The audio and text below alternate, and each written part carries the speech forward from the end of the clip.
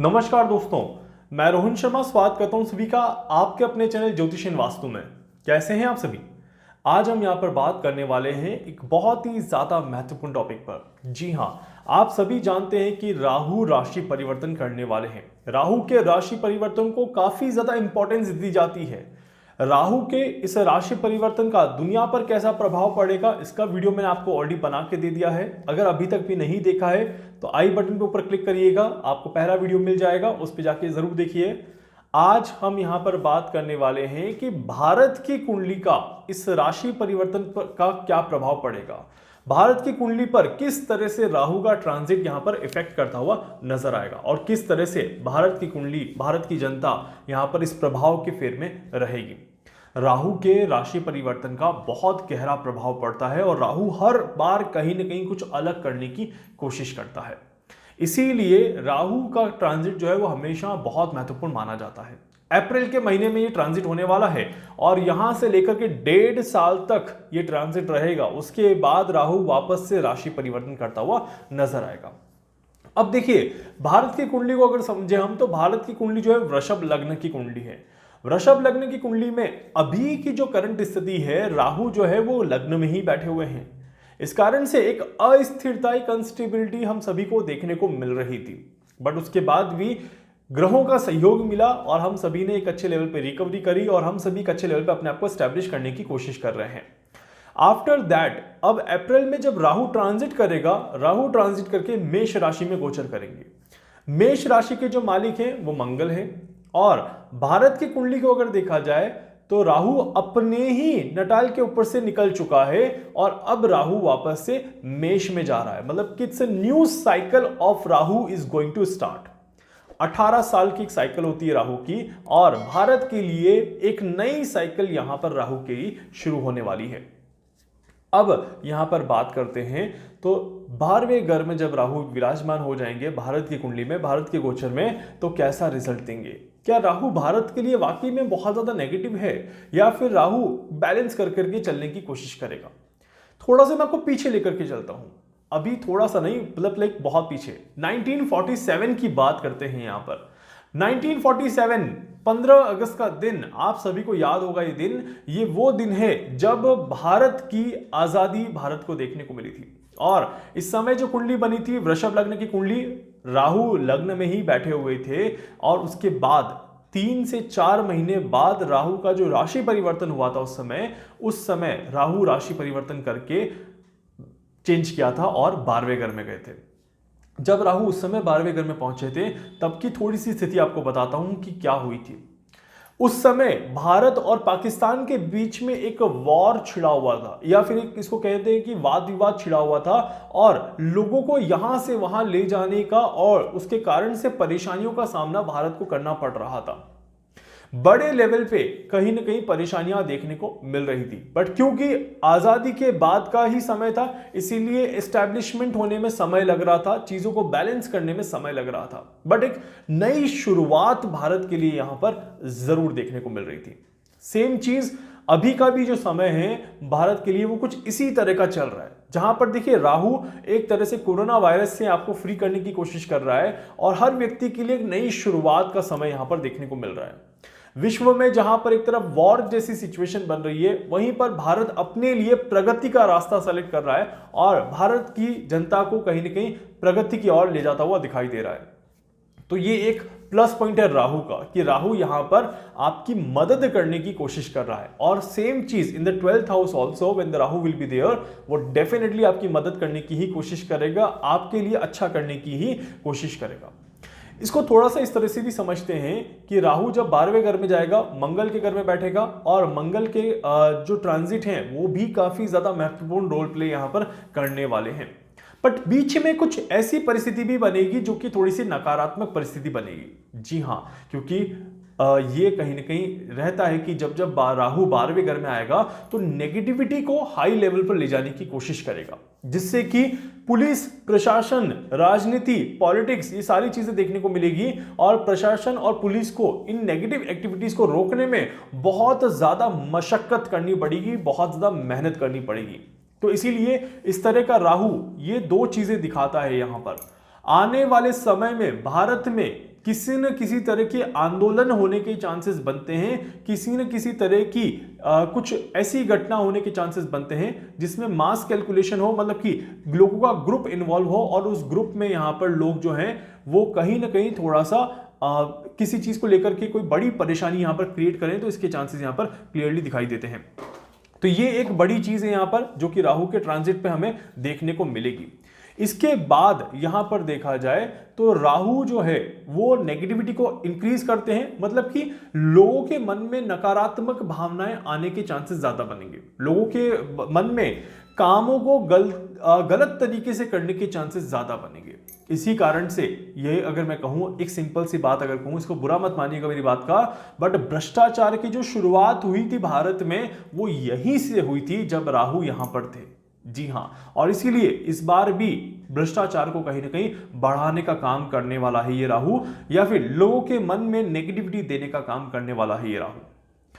भारत और पाकिस्तान के बीच में जम्मू एंड कश्मीर को लेकर के जो पहली बार बातचीत या पहली बार जो वॉर की शुरुआत हुई थी वो भी इसी समय के दौरान हुई थी।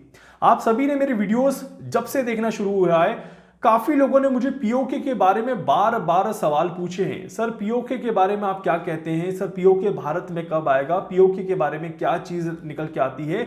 मैं हर बार एक ही चीज कहता था कि पीओके अभी थोड़ा टाइम लगेगा, अभी थोड़ा टाइम लगेगा, और अक्टूबर 2022 के बाद खासकर 2023 में पीओके की बातचीत बड़े लेवल पे शुरू हो जाएगी, इसके चांसेस यहां पर बनते हैं।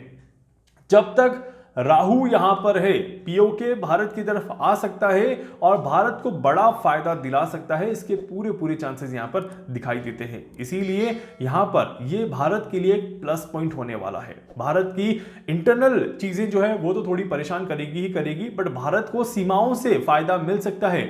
दूसरे देश भारत का नुकसान पहुंचाने की कोशिश तो करेंगे, बट भारत को यहां पर डेफिनेटली फायदा मिलता हुआ नजर आएगा। और अगर सारी चीजें सिस्टमेटिकली करी जाए, अरेंज करी जाए, सारी चीजें सही तरीके से करी जाए, तो डेफिनेटली इस समय में भारत को पीओके का साथ मिल जाएगा। क्योंकि पाकिस्तान की कुंडली में राहु का ये ट्रांजिट जो है वो थोड़ा सा नेगेटिव जाता हुआ दिखाई देता है, और इसीलिए भारत की कुंडली में प्रबल योग यहां पर बन रहे हैं पीओके के। तो ये वो समय है जहां पर हम पीओके वापस ले सकते हैं और भारत अपने आप को एक कंप्लीट करने की कोशिश कर सकता है।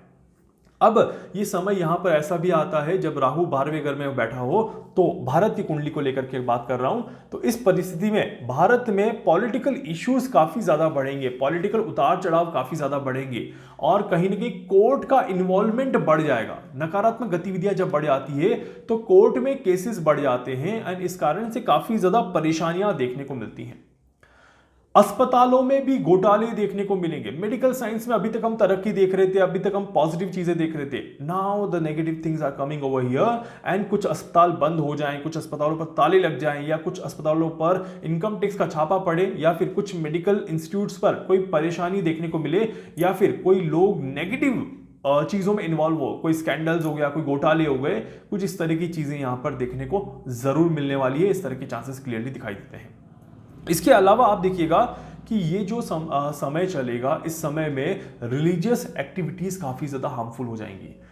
मीन राशि यहां पर जो है, जहां पर गुरु ट्रांजिट करके जा रहे हैं, क्योंकि इस समय में गुरु जब मीन राशि में रहेंगे, राहु जब मेष राशि में रहेंगे, तब एक स्थिति ऐसी बनेगी जहां पर दूसरे ग्रहों का सहयोग पूरी तरह से नहीं मिल पाएगा, एंड राहु जो है वो रिलीजियसली चीजों को डैमेज करने की यहां पर कोशिश करेंगे।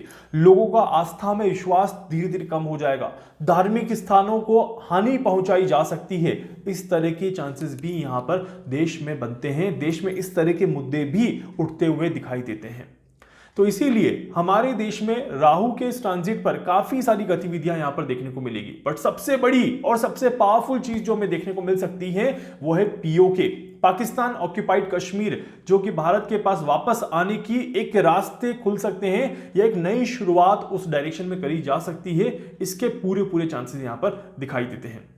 इसके अलावा जैसे मैंने कहा, भारत में आंदोलन होंगे, भारत में कोई दिक्कत, कोई परेशानी होगी, बट उसे आराम से समाप्त कर दिया जाएगा। हालांकि अगर एक ऑन एन एवरेज बात करूं तो आने वाला 1.5 साल जो है वो नेगेटिव एक्टिविटीज को 1% ऊपर ही रखेगा, और उसमें प्रशासन या फिर पुलिस या फिर जो भी व्यवस्थाएं होंगी जो कि उन्हें बैलेंस करेंगी, वो एक लेवल डाउन ही रहेंगी। इस तरह के चांसेस बनते हैं।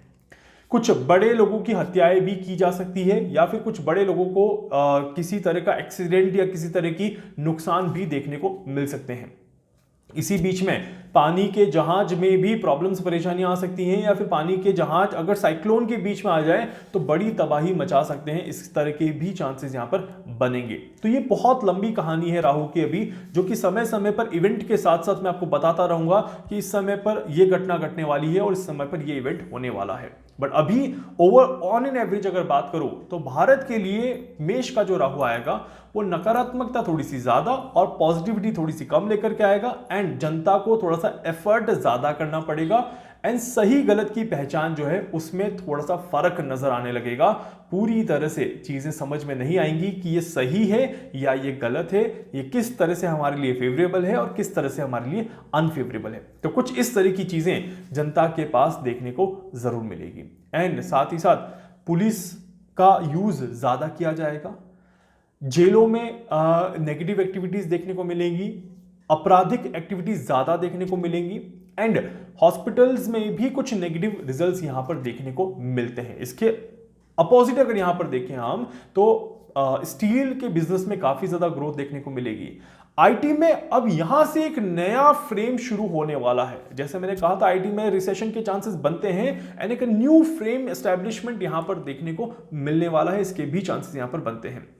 तो मार्केट में डेफिनेटली एक नयापन देखने को मिलेगा। हालांकि महंगाई बढ़ती हुई नजर आएगी अभी, और फायदा थोड़ा सा कम होता हुआ नजर आएगा, खर्चा बढ़ता हुआ नजर आएगा, अभी इसके चांसेस बनेंगे। राहु जो है वो खर्चा करवाएगा, दिमाग को अशांत करने की कोशिश जरूर करेगा, बट आप सभी को शांति रखनी है, आप सभी को परेशान नहीं होना है। उम्मीद करता हूं कि ये राहु जो है वो भारत के लिए अच्छा जाए, कोई ज्यादा दिक्कत, ज्यादा परेशानी क्रिएट ना करे। बाकी समय समय पर मैं अपनी और भी घटनाएं आपको बताता रहूंगा, एंड बताता रहूंगा कि किस कारण से ये सारी घटनाएं घट रही हैं।